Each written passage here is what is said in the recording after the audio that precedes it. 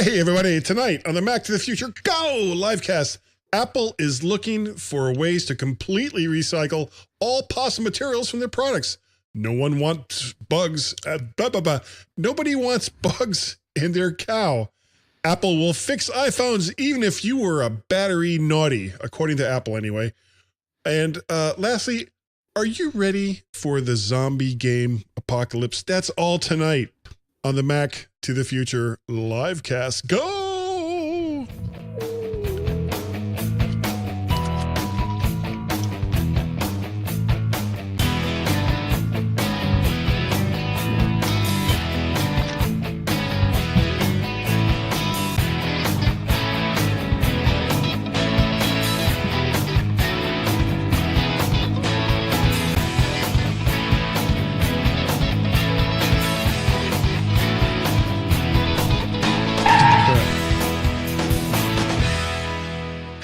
Yeah, my ear, you know what, hold on a second. These aren't working. I don't know why they're not working tonight.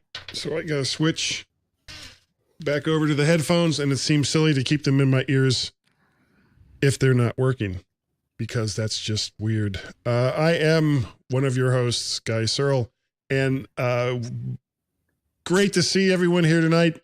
Thank you, Kevin. Hello to you too. I hope everything is going well with you and your family. However, I'm not by myself, and that's always a good thing. I am also joined by Mr. Warren Sklar. Hello there, Warren. How are you?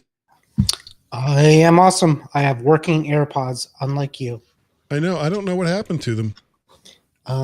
They're just not working. I'm sad. They're timed to break right before the new release of the new AirPods. So there you go. Just to make me pay. I will pay. Planned obsolescence. We also have Mr. David Ginsburg. And Dave, this right here, this is just for you. Look at that. Hey. And yes, my AirPods are not working either. So you see, really? I'm wearing headphones. So we started a trend here. Yeah. So I guess the odd man out is Warren. Whoops. Yeah. I actually didn't mean to hit that. How you doing, Guy? How you doing, Warren? Glad to be here. There he is. He still has he's got his things. I got my his things are there. You suck. You do suck. You totally suck. Oh, that's right, Marcus. We're here again. If we only knew who we knew somebody that does tech support. Just the three of us. They don't work. They're not working for me. And I think it's got something because I couldn't get them to come up in Mimo Live. So I don't know. I mean, they do work. I was able to hear other sources on my Mac through them. But for whatever reason, I could not get them to come up in Mimo Live. And they're connecting to my iPhone. And that's it. Well, they're connected to my Mac. If I go up into my sound preferences right now, that says headphones. Let me try this. I will try again. Now, see, I just selected. Well, wait. It's fine. Yeah. I mean, what else we got going on? Well, see, it's still not coming up in the audio monitor, so I'm not going to mess with it. We're live. Well, the big news is, of course, I shaved my beard. I don't know if you guys. I was just going to say something about that. Yeah. So I still have the hair. Still have the hair. I got a little gruff going here. Gruff, Mick Gruff, the crime dog. If anybody remembers that. Yeah. I shaved my pubes. I'm so old. Oh. Oh my God. Okay, thank you. Yeah. That was way too much information. Yeah. Didn't really need to know that. No. Okay. All right. Well, we're gonna you close your close crop. First article. All right, first article before you get me distracted on some kind of silly crap.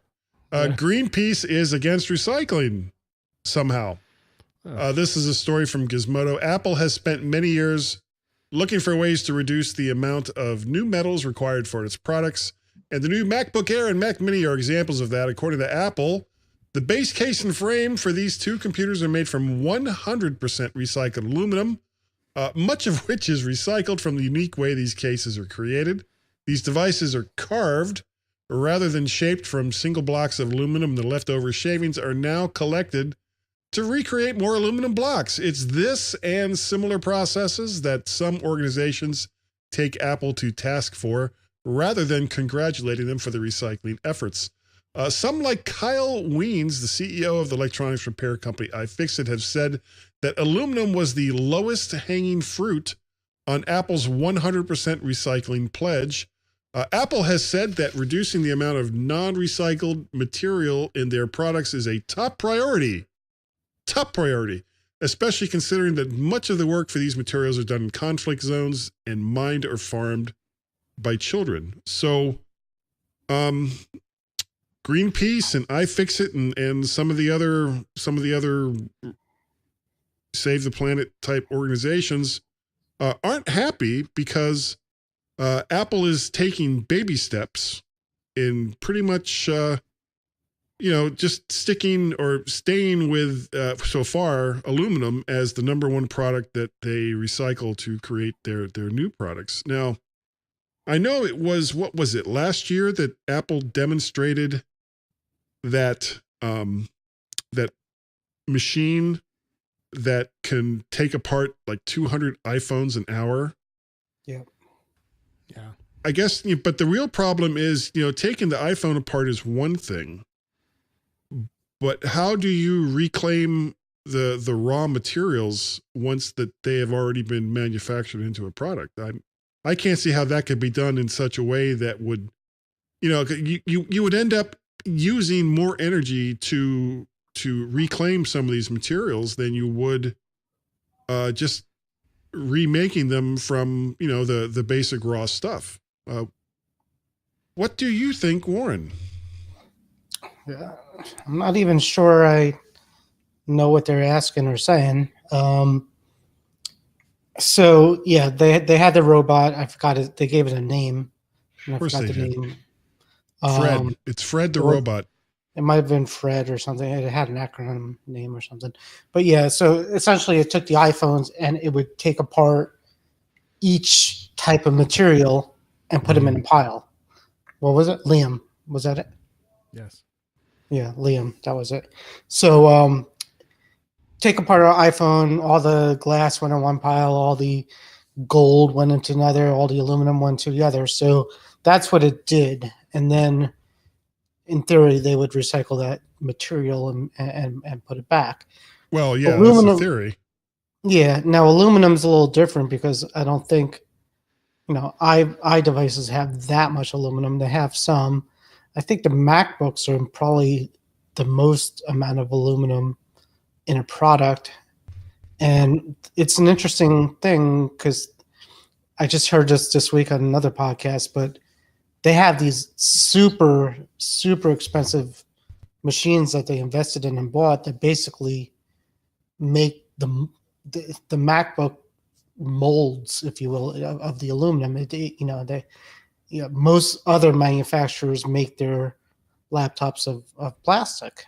You don't get a lot of aluminum laptops. So they have these machines that they build. They have a name that basically take the aluminum, the raw aluminum, and make it into the chassis of the Mac. So my assumption would be if they could do that, they could take the aluminum back, melt it down, and use it again in MacBooks and the i stuff. So The I'm i hoping that's what they're doing. The i stuff. Okay. Yeah, stuff. Well, I mean, speaking of other manufacturers, I'm glad you brought that up because it's my understanding, and the same kind of thing happened when people were complaining about working conditions in China. Apple was like the only company, one of the only companies that actually set a policy in regards to their contractors that manufactured their stuff. And it wasn't until Apple did it that a lot of these other manufacturers also did it. And it's kind of the same thing. I can't think of any tech company, and people are welcome to correct me if I'm wrong, that have, and I'm not talking about a recycling product, program at the office with the little bin that you're putting, your plastic water bottles in. But for recapturing a lot of the materials that are used to manufacture their products, I can't think of any other company that's currently doing that. Can you think of any, Dave? No, I couldn't think of any other company that would do something like that. I mean, Apple is a very good recycler. I'm as far as I'm concerned. Greenpeace, they could be interesting. but the only thing I can say, and a lot of this has to do with also with iFixit and having issues with allowing people to fix things. I mean, I think so. I see why he made that comment too. I by no means am I any expert. That's part of how they make their money. Well, yeah, exactly. So, I don't see any. I don't see any relevance to this and why Greenpeace is against the recycling. It just. Well, I don't think it's so much against the recycling. I think what they're saying, that they're taking Apple to task basically for not doing more, while completely ignoring the fact that they're the only major company that seems to be doing it, that seems to actually have a policy and a goal set to do something like this, and so many of the other ones don't. Well, I mean, Apple has always had the goals of making sure you have the best. They have the best recycling plans out there. They're green. But they're doing their products. And they tout it, and that's. I mean, right. It's part of their marketing, sure. Yeah, they tout it, and then people can hold them to marketing. task. They're doing it. Yeah, they're doing it, but if they're going out saying we're going to be a green company and we want to be the greenest and we want to be economically friendly, then people are going to call them out on every little thing that they're claiming, because it makes sense. If you're going to claim it, then you should be at least you should follow through. Yeah, Marcus wants fresh aluminum. He doesn't want that recycled stuff. I pay for all this recycled crap. and yeah, it does actually, or probably, cost a lot less to just take the raw materials and do with it as you please and throw away the rest. But for all of Apple's faults, and there are plenty of faults, they're still one of the few companies that are setting the standard when it comes to these kinds of things. And most of the other companies kind of seem to wait to see how that works out for them. And and it's not just things like recycling and manufacturing, even silly things like taking out the headphone. Remember when they took out the headphone jack? Everybody lost their minds. And it wasn't even a year later, once all of the people had gotten all of that venom out of their system, that most of the other manufacturers were like, yeah, you know what? There's really not much reason to keep those in there anymore. And most of them took it out too, or at least have multiple devices that no longer have a headphone port. But that's different than recycling and going. Well, it is. It is. I mean, one's in, the idea of recycling and being environmentally friendly is an idea that's way before Apple probably even started all this anyway. So, it's there's other companies. I forget, there was another company that was trying to do it that made a big deal about it recently too. Was it Amazon? I don't know. But another company talked about it too. But this is not a new idea. This is not a removing the headphone kind of jack decision. This is something that's been going on for a while, and it's not a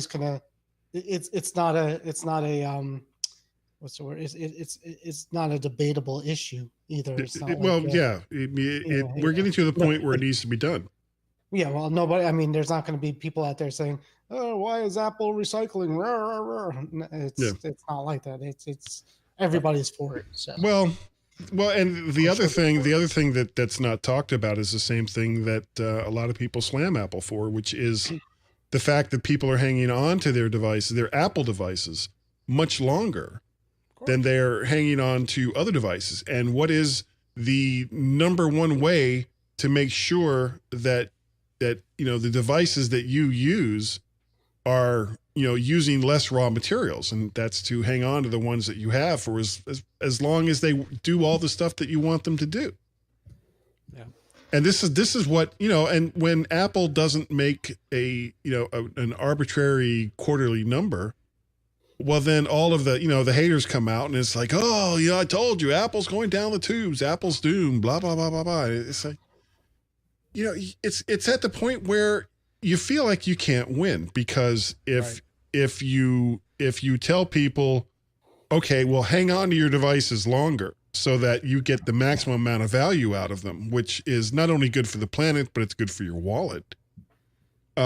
They get slammed for it. So I don't know. It's so hard. It's so hard to tell. Now, to me, I think another way that would really, really help would be, this push, especially with mobile devices, to continuously innovate when it comes to the way that these devices look. So they come out with some different form factors. Well, every time you come out with a different form factor, that means that you can't reuse that unless you stick with that form factor. And instead of spending so much time trying to make the outside look different from somebody else's outside, why not just make it so that, okay, you've got your iPhone 10 and the next 4 or 5 years of iPhones are going to look exactly like the iPhone 10. It's not going to change, at least in the form factor. Yeah. So when the new one comes out, you take your 10, you bring that to Apple, they give you one with different guts in it, and then they take the one that you just gave them, take out the guts of that, keep the screen. I mean, there's nothing wrong with the screen, and put new guts in it. And so instead of using a lot of time and using a lot of money and a lot of effort and a lot of raw material to completely remake, however, God knows how many hundreds of millions of devices every single year, for at least 4 to 5 years, you've got a set device that you're just putting new stuff into. And this also could help reduce the cost of iPhones. Yeah. Well, I mean, the screen, you can't just replace the guts of a phone and call it a new phone. I mean, everything improves. The screen improves, just because you don't, just because they're not touted, it doesn't. The screen improves, it gets scratched, whatever. The form factor in a recycling process, it shouldn't matter anyways. The whole point of recycling is you could take any of the parts, and whatever parts that you could take out, you're supposed to be able to recycle it, sure, melt it or turn that. Right. But see, anything. Here's the thing. But by taking that, let's say that 80% of that device is recyclable. You can get 80% of that, and that's pie in the sky right now. You can get back 80% of the parts and 80% of the raw material and all the rest of that. But then you're still using energy to break it down to its various sources, and then more energy to recombine it into a new device. So, but if you basically have a phone that's not going to change, at least the outer shell of it, that's a big part that you don't have to really spend a lot of time and energy on to remanufacture it into a new device. You're just doing the argument of upgradable devices, and Apple's just now going that way, and now everybody else is not. Well, that we know of. Apple's never going to do that. They're never going to have a phone internal swap out program for upgrades. It's just not how they're going to do it.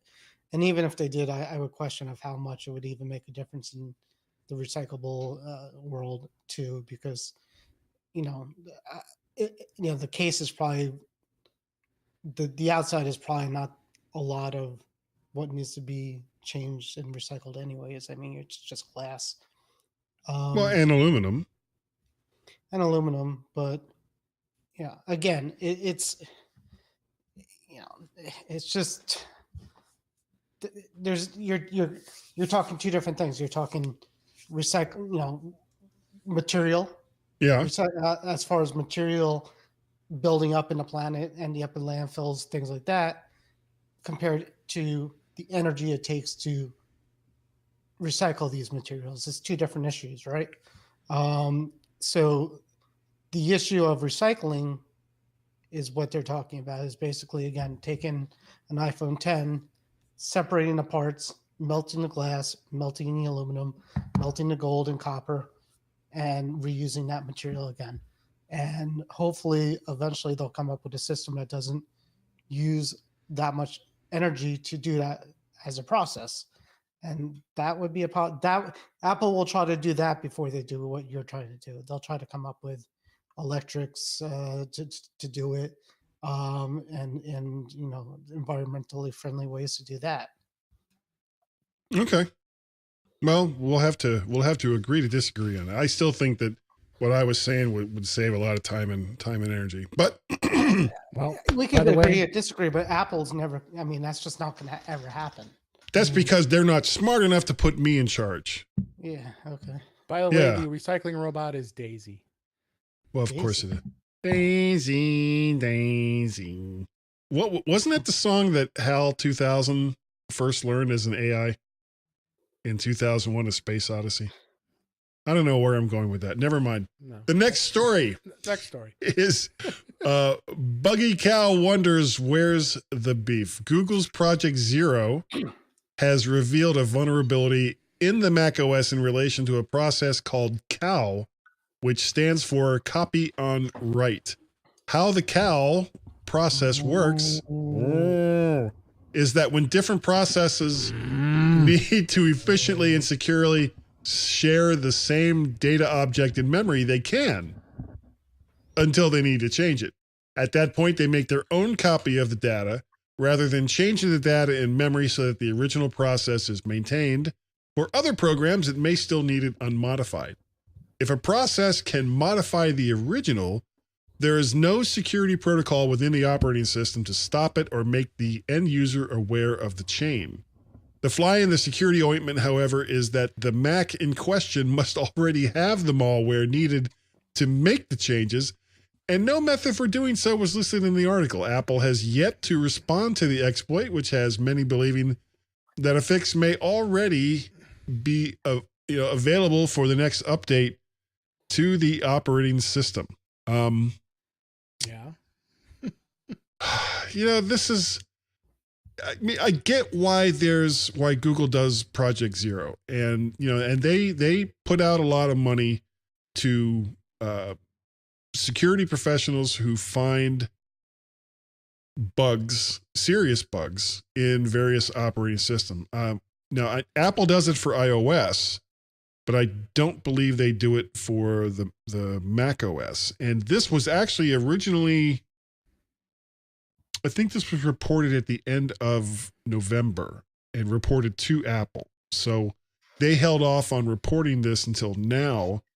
And Apple, I guess, never really said about, anything about what it is that they're going to do. So I don't know. Dave, do you think this is something that Mac users need to worry about?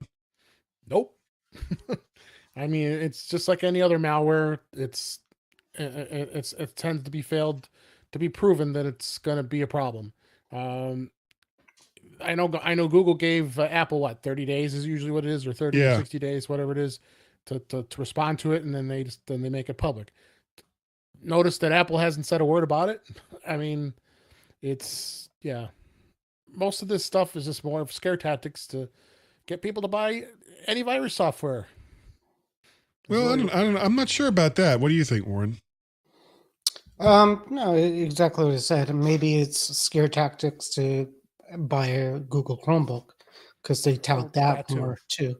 But like Dave said, it's these kind of things that are discovered by scientists with lab coats in some country in Europe somewhere.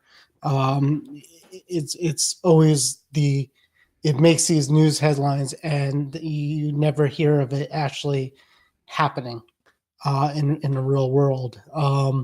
So either Apple, well, at least not with Apple devices.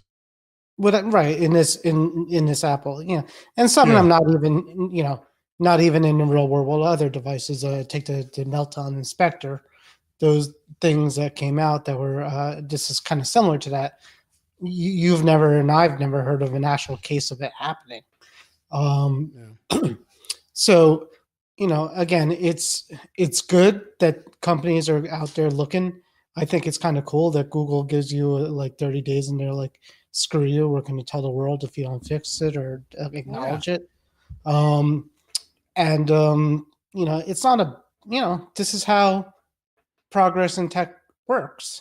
People discover things that either don't work right or need to be patched or need to be improved. And if this system didn't happen, then we would be stuck, in the past and not improving things. So it's a good thing. It's also, it's a good thing until people start reading this and say, "Oh God, Apple is screwed," or "Apple's," or "I shouldn't get a Mac," "I shouldn't get a MacBook because of this article." Then you need some education. You need to tell people like, the odds of it happening is not, it's great. It's not. Yeah, it's not huge. It's not huge.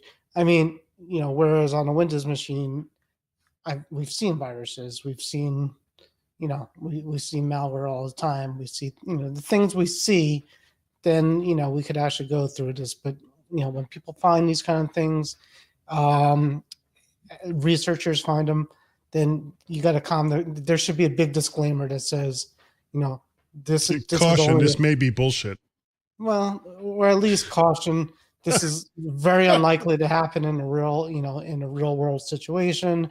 This is just something that somebody discovered. It should be fixed. No panicking, things like that. Okay. Yeah. I don't know. I guess there's really not much else to say about that. Yeah. This again is one of these viruses / malware where it's like practically the only way that this could possibly affect you is if your security practices as far as using your computer are zero and you just plug in your password no matter what comes up on your screen as you go to all these iffy sites. So if you don't go to a lot of iffy sites and if you actually look at what it is that your computer is trying to tell you before you type in your system administrator password, chances are you don't got a whole lot to worry about it. Okay. Next story. Having someone else's battery is no longer verboten. This is a story from Ars Technica. Apple has relented on their long-standing policy of refusing to fix iDevices with somebody else's battery in it. This follows a previous similar change with third-party screens. What do you think about this, Warren?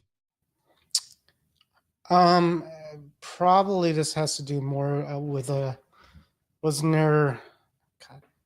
it iFixit or somebody started this whole campaign of their right to fix, the right to repair campaign.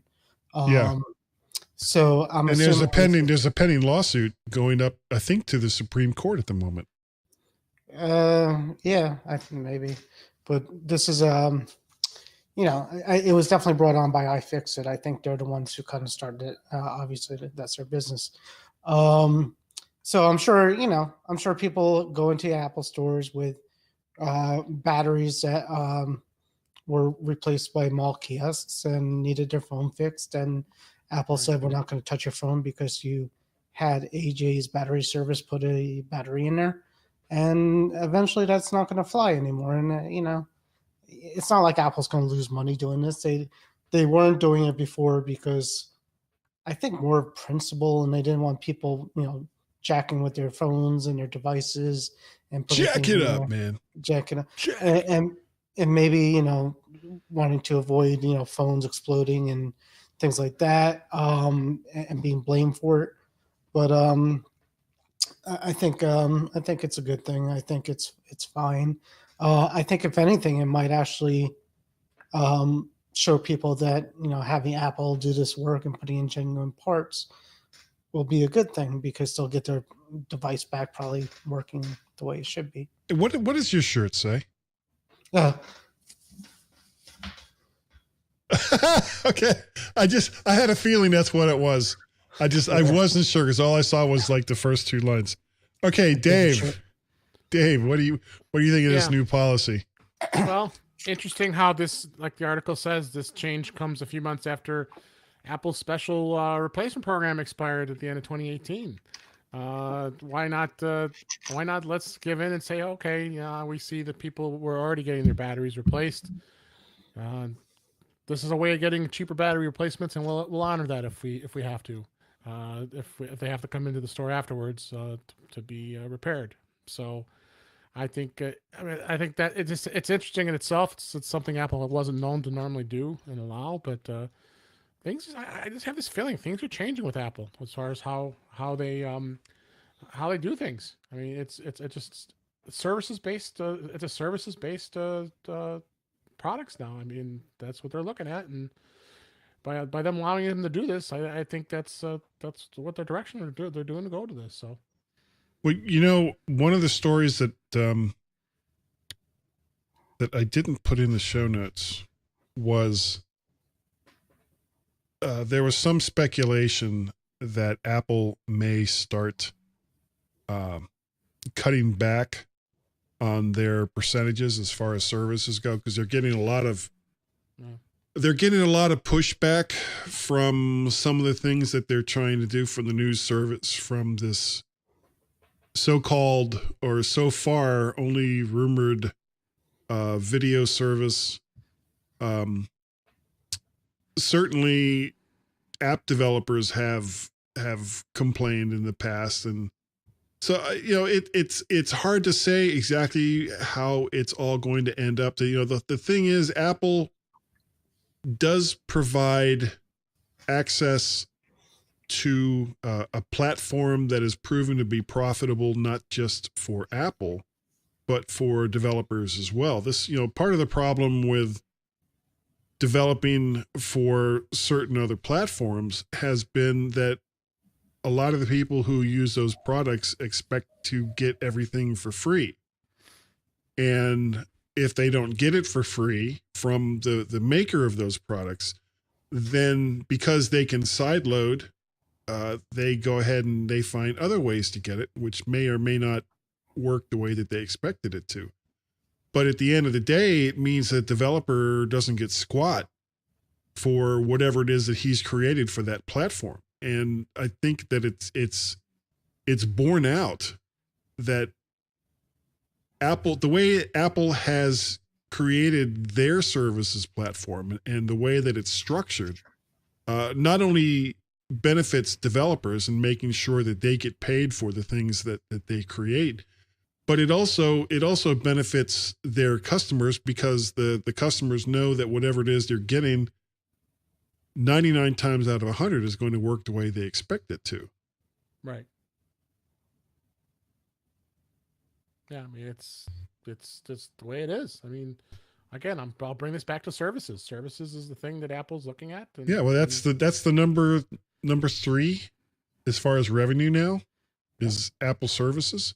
Don't be surprised. It bothers me that I'm wearing headphones. It still bothers me. I am wearing them too, and it's bugging me. I'm pouting.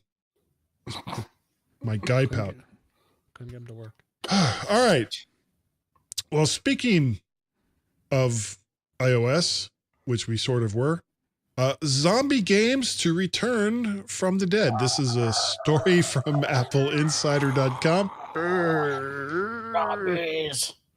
Now, of course, I'm not talking about literally zombie games, or there may be a few, but games that, as iOS has marched on, have been left behind by the developers is not worth spending time and resources on. There's a new startup called Game Club. You can find that, I think it's gameclub.com, that is going to try and bring some of these games up to speed. Some games, depending on licensing, may never make the cut. But recycled games can be just as fun as new ones if you've never played them before. Are there any, before we start to talk about this, are there any like old games that you used to play, guys, that you can't play anymore because they don't work under whatever version of iOS you're currently on? None that I can think of. I haven't encountered any game that stopped working that I wanted to play. So I don't even know what they're talking about. There's an Apple II game I want to play. Oregon Trail. I want to play Oregon Trail. Rusky Duck. You have died of dysentery.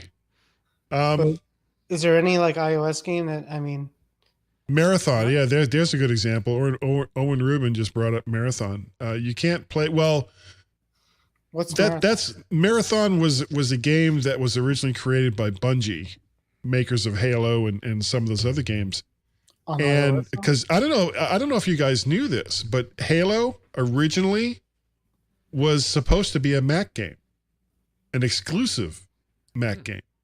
But you're talking about Mac games, or this article's about iOS games. I know. Well, just Owen Rubin brought up Marathon, which was a game created by Bungie, but on the Mac. But the original Halo game, the very first Halo game, was supposed to be on the Mac. It was going to be a Mac only release, and then they actually demoed it at Macworld. And I think it was the New York, Owen might know. I think it was the original, I'm sorry, I think it was the one of the New York Macworlds. They demoed this game. And no, it's cool. It's cool, Owen. And after they demoed it, Microsoft came in, bought the company, and then they used that to kind of, as a platform game to kind of push the original Xbox. So does this have to do with iOS? I'm so confused. Absolutely nothing. It has nothing whatsoever I am so lost to do with iOS. All right. Okay. So Marcus says there's a whole bunch of games that he could think of, but I can't. I literally can't think of any game that. I was never a gamer, so I can't help you. I was not either, but from 2007 when the phone came out, there was no App Store, and then around 2008 or 9, the App Store came out. I can't even remember what I was playing back then. But I mean, there's a lot of apps that, for one reason or another, are no longer around. And the fact that we can't think of any examples doesn't mean that there's not a lot of them, because there are. And there were some games that I used to play, and then once I updated to iOS, whatever, suddenly stopped playing, and the developer never picked up on it. So that's what this company, Game Club, except for games that involve third-party licensing, like movie games based on movies or TV shows or something along those lines. But these standalone games that these developers have abandoned for one reason or another, I guess what their goal is to bring those back. I mean, heck, even when iOS went from 32-bit to 64-bit, there were a lot of apps that didn't make the BioShock. There were a lot of apps. Stop it, Owen. You're killing me here. So distracting. There were a lot of apps that didn't make the jump to 64-bit. Yep. So, that's just kind of how that went. I mean, they're gone. And they're gone. But this company apparently is going to try to bring them back. And I guess one of the questions I saw in the article, and because I'm not an iOS developer, have either one of you done any iOS development? No, I have a developer account, but I can't say I've. Okay, do you have to? Because I know it's what, $99? Yeah. Is that for every single app that you are pushing into the App Store, that $99, or is that just your fee to be a developer? It's a fee to be a developer. Okay, so there's no other cost involved once you have a developer's account. Nope. Okay. All right. See, that's what I wasn't sure about. Nope. But the developer account gives you access to other stuff too. You get access to the betas. Okay. All betas. You needed to register for WWDC if you want to do that. Right. Have either one of you gone to that? No.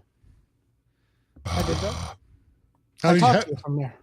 Oh, that's right. That's right. You did. You called me from there. I called you from there once. Did you actually get into the auditorium? Or did you have to go in the overflow? No, I got in. It was 2015. There was plenty of room wherever it was. So. They always made it sound like it was always. Well, if it was 2015, that was still in San Francisco. Yeah, it was, but it wasn't. It was the Marconi Center. Yeah, that's it. It was a Marconi Center, and then there was some other thing in some other theaters that I think that they rented there out. Was another. They had one event and one thing, and most of it was in the Marconi Center. Right. And the Marconi Center had a big auditorium where the keynote was, and you just got, it was almost like stadium seating. And, okay. Tim came out. Well, I know because I went to the last 7 Macworld Expos, and as they were when Apple was still going to them, they would line everybody up at the bottom of whichever hall of the Moscone Center that they were going to do it in that year. And the press would be like in their own section, and then they would have, the regular people would be outside. And I think it was like the very first, no, it wasn't the first year I went back. It was like the second or third year that I was, like 2008, 2009. It may have been the very last year that Apple was there. But everybody was like at the bottom of this escalator, and then we had to go up the escalator to get into the auditorium. And there was sort of a line, more or less there was a line before they were announcing that it was time to go inside. But as soon as they said, okay, it's time to go in, literally all decorum just went completely out the window, and people were just pushing and shoving to get onto these 1 or 2 escalators that were going upstairs. I mean, it was sheer insanity. And I think only because I'm as big as I am that people didn't like push against me that hard. Cause it was disgusting. It was disgusting to see. I couldn't believe it. And these are Macworld Expo at the Civic Center. So I don't know if you could kind of, sort of. It's like a large auditorium kind of thing. But yeah, this one was at the Civic Center. That also cost you over $2,000, didn't it? Oh, Warren's loaded, man. You didn't know that? He is. Yeah. It cost money, and then I had to because it's a lottery, and it's a lottery, and you don't know it's going to happen. So you have to like not so much pay for it, but have the funds available for them to pull it out if they decide that you can go. Credit card. My wife and I were actually on vacation in the south of France, believe it or not, and I got the email saying. We woke up one morning and I got an email. There were 2 emails. There was the one email saying you could go, and then there was the other email from your bank saying, "Are you sure? Did you make this charge? Was this fraud?" So I had to find the right time to tell my wife that our credit card was just charged. We just got $2,000 charged. Yeah. But it was fun. It was a great time. Well, I know when I was like last weekend when I was setting up all the hotels and stuff for my upcoming vacation. Oh, there will be unless these guys do something, there won't be a Mac of the Future next Wednesday, as I will be somewhere in Florida at that point. I thought 2 Wednesdays from now, but okay. He's going too. So no, I won't be here next week, but I'll be back the week after that. He's going too. As I was, I'm going to Florida too, but it's well, you're going to like the parks and stuff. Yeah, but I thought we were going the same time. Yeah, we are. I'm going to be there. I'm going to be in. Well, I'll be in St. Augustine next. I'm bringing up a calendar. Wednesday. Yeah. And then Thursday, Friday, Saturday, I'll be in the Orlando area. Okay, because I'm in. And then I'm leaving Sunday morning. Okay, to come back home. We're going to Orlando this week in vacation. The Saturday you get there, so I won't be. What, on the 16th? Yeah. Okay, yeah, that's our last day there, and we're going to the football game that night. Maybe I'll see you in the Orlando airport. Maybe. Well, you and your wife should go see the Orlando Apollos play the Arizona Hotshots.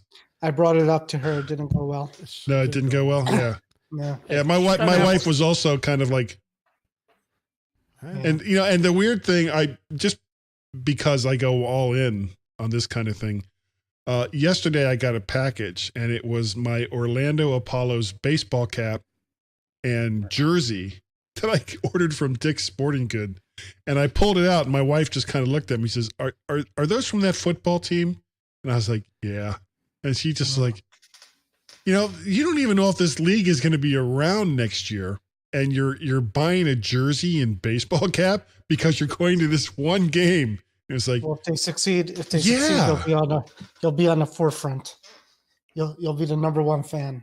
That's right. Well, I'm going to hold up a sign. So everybody on on March 16th, I'm going to be at the Orlando Apollos versus Arizona Hotshots football game for the Alliance of American Football. So watch that game on TV. I'm going to see if I can bring in a sign that basically says, I drove all the way from DC to see the Orlando Apollos win this game. I don't know if I'll be able to do that or not, but that's my plan. So we'll see. I'll be wearing my hat and my jersey, and it'll just be weird. It'll be very, very weird. 2 weeks, I'll be in Vegas. Oh, I would like to go to Vegas. I just booked Vegas. I'll be. We're going in May. Okay. I'll just miss you. Well, shall we move on? I think we have exhausted all of our topics for the evening. I am exhausted. Thank you. And there's no Masked Singer, so I don't know what Warren's going to do for the rest of his evening. I've been. Oh, shut up, Marcus. That's mean. What a mean man. You're a mean man.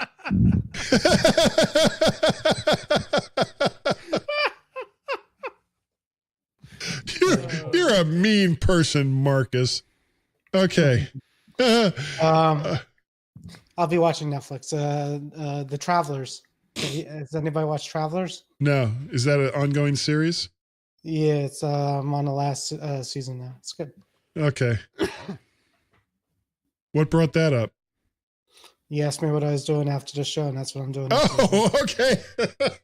8 o'clock. I'm so confused. Travelers. All right. Yeah. If only it was streaming, then you could watch it whenever you wanted. It is.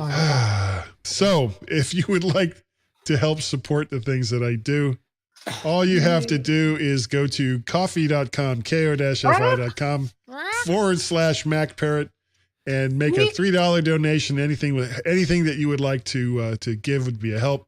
Or you can become a regular Patreon, patreon.com /MacParrot. Either one of those things will help me out, and I really, really do appreciate it. If you would like to get a hold of Mr. David Ginsburg, David, how would they do so? They will do so by going to intouchwithios.com. I got a new pub. I gotta get off the bandwagon here and get my episode just recorded this week with Frederick Van Johnson. So I think Guy, it's due. You're due. You got to come on next week. So I can't do it next week. I'll be in Florida. Oh, that's right. Not next week. The week after. And the week after won't work either. I'll be coming back from Florida. Yeah, so we'll have to come up with some time. But sorry. No, it's all right. Yes, I also do Off the Charts Horse Racing at offthechartshorsracing.com. Both are on iTunes and Twitter, DaveG65. Yes, thank you. Okay, how about you, Warren? Yeah. I just have Facebook. I think I'm doing That's not it. The Essential Apple podcast this Sunday with Simon. Oh, nice. If anybody's interested, next week and wants to listen to that. But I don't before. I did it once before. Yeah. Oh, okay. Cool. It's Simon Parnell. He's very. My name is Simon Parnell. But the DC dimwit and the Northampton numbskull can call me Sir. He's a good guy. He's a good guy. How about you? Well, if you would like to get a hold of me, all you'd have to do is send me an email to guy@mymac.com. You can also find me over there on the Twitters. I am MacParrot. Thank you. Or Vert Shark. Gaz had, typically these things are like supposed to be like super short. And when Gaz and I were doing the podcast last week, he's like, okay, I've got this sound that I'm going to play when you say Vert Shark. So I said, we got to that part of the show and I said Vert Shark. And it was like this 10, 11 second audio file. And it was like, oh, I don't think that's going to work. So he's going to come up with something else, I think.